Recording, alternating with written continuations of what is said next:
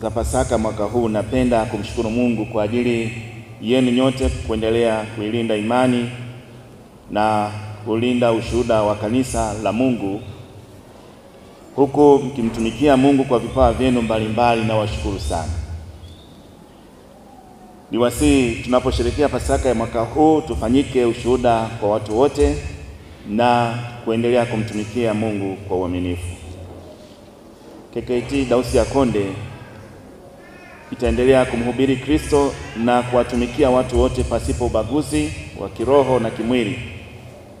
Na kupitia Pasaka hii ya mwaka huu, niwaombe kila mmoja kuiombea nchi inapoelekea katika uchaguzi mkuu mwaka huu, ili Mungu atuepushe katika viashiria vyovyote vile vya uvunjifu wa amani.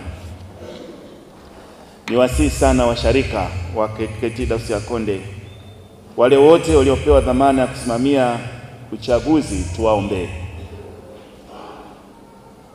Lakini niwasihi tena kwa ujumla washarika na Wakristo wote kujiepusha na maslahi mengine yote binafsi katika mchakato mzima wa uchaguzi, na hasa yanayohusiana na rushwa, kupindisha haki, bali hata wale ambao wanapewa dhamana ya namna hiyo wafanye kazi yao kwa weledi mkubwa. Na wale ambao watagombea tena, niwasihi kama hampo basi mjiandae kufanya hivyo. Kama Mungu amekutuma uchukue fomu ama kwenye nafasi ya udiwani au ubunge, unaona kabisa kwamba wewe una wito wa kutumika huko, nenda kachukue, si tukuombee. Na tutaendelea kuombea. Lengo kubwa ni kudumisha amani ya nchi, ili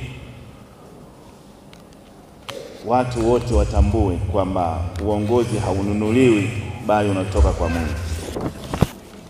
Tukumbuke tuna haki ya kupiga kura na kuwachagua viongozi tunaowataka. Msiache kutumia nafasi hii muhimu kwa kumwomba Mungu, ili kwa neema yake na mapenzi yake atupatie viongozi waadilifu na wenye hofu ya Mungu. Sisi kama Wakristo tuendelee kusimama na kuwa wamoja na wenye nia moja ya kumtangaza Kristo aliyekufa, na leo tunashuhudia ushindi wake dhidi ya kaburi alipofufuka. Pasaka ya mwaka huu itukumbushe kurudisha mahusiano yetu na Mungu, na tuendelee kuombea taifa letu na viongozi wetu ili waendelee kutuongoza kwa hofu ya Mungu. Ninawatakia heri ya Pasaka na baraka za Mungu ziende nanyi kila mahali, na tukazidi kumtumikia Mungu kwa uaminifu. Amen.